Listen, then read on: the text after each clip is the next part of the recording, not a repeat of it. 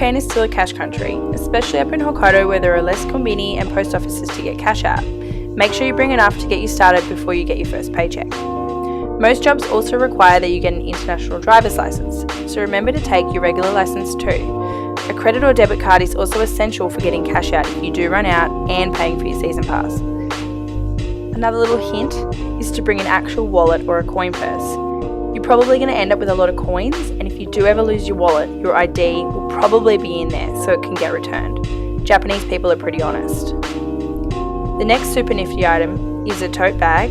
I have a rollaway one that I keep in my backpack just in case, because you never know when you might do a spot of shopping, and it's easier than carrying a box of groceries around with you.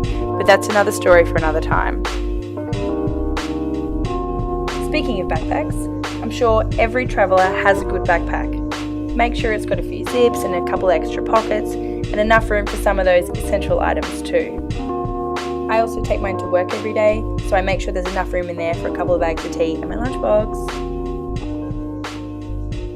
Now for some more snow related gear. Make sure you pack some good goggles and invest in a good low light lens.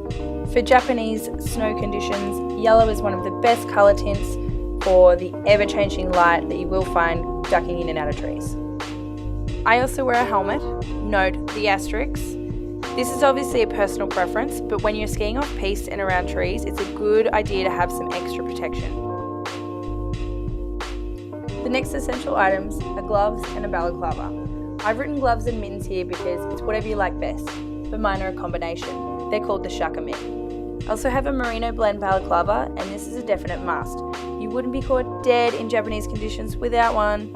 It'll keep your face warm in a blizzard, but still let you breathe through it. Ski and snowboard socks are next, and you'd be out of your mind not to get a couple of pairs of these. Mine are a merino and bamboo blend that stay tight and dry, all while keeping my feet toasty warm. They're also nice and long too, so they're going to come right up under my knees. A good first layer is also really important too. I've got a few that I mix and match, but the one thing I make sure is that they're all merino. Just like the socks, it will absorb moisture without getting stinky and keep me warm and dry. You can even wear your merino thermals for a few days without needing to wash them. The next essential is pretty important if it's your first time working in the snow. It's highly likely that you're going to be in mixed or same-sex staff accommodation and no one wants to see your butt on the first week. They might, but that's not important. Bring a tracksuit or some pajamas so you can lounge around your share accommodation in style. You wouldn't be a seasonal snow worker without a good pair of après boots. Some people will go with the ever popular gumboots or sorels, which are a bit more expensive, but in the end, anything will work. Make sure they've got good tread, are waterproof, and offer some kind of insulation. You'll be wearing them every day when you're not at work or at home. Next thing is sunglasses. I like to bring a couple different pairs for a few different reasons. One pair's polarized, the other one's more fashionable. If you're walking to work and it's snowing sideways or it's a really, really bright day, it's a good way to keep your eyes protected. I also like to bring a set of headphones with me. Other than using them during transit, it's a great way to be polite in your share accommodation. It also filters out unwanted noises, if you know what I mean. While on the topic of electronics, I also like to bring a portable charger for my phone and my camera while in transit. I also bring a camera to capture all my fun memories and a GoPro for the same thing, but some more extreme fun memories. And I like to put all of my GoPro accessories in this little bag, which came with a pair of goggles, and it helps me keep everything together so I can feel a little bit more organised about travelling. The next few items are probably the most essential for your first season in Japan. First up is lemsip. Cold climates equals runny noses and sore throats. Depending on your job, you could be mingling with a lot of different bacteria. This also goes for cold and flu tablets. They're hard to get in Australia, but even harder to get here. Painkillers are really essential. You never know when you're going to get a headache or hurt yourself, so it's a good idea to bring a couple boxes of these too, and also Berocca and Hydrolite, just to stay hydrated and to pep yourself up in the morning if you've had a big night.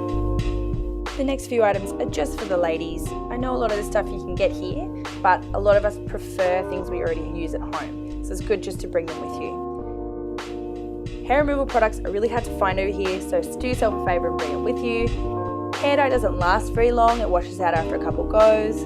Japanese deodorant isn't strong enough for Western armpits, so bring some deodorant from home. Japanese tampons are also really weird, so bring your favourite ones, and also moisturiser, because kerosene heaters will really dry you out. Just realised as well that guys use deodorant and moisturiser too, so bring that with you.